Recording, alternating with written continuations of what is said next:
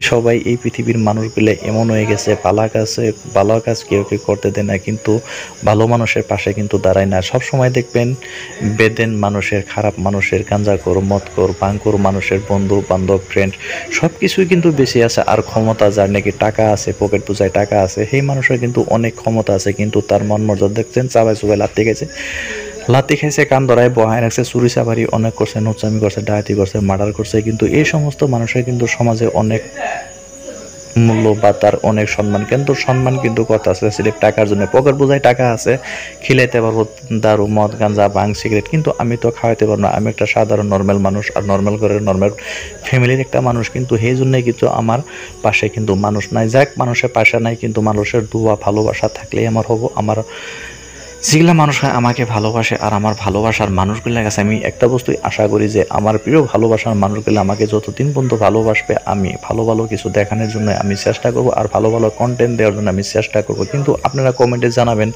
আসলে আমার জিম করাটা খারাপ হইতেছে না ভালো হইতেছে, তাই কমেন্টে আপনারা লিখে দিবেন।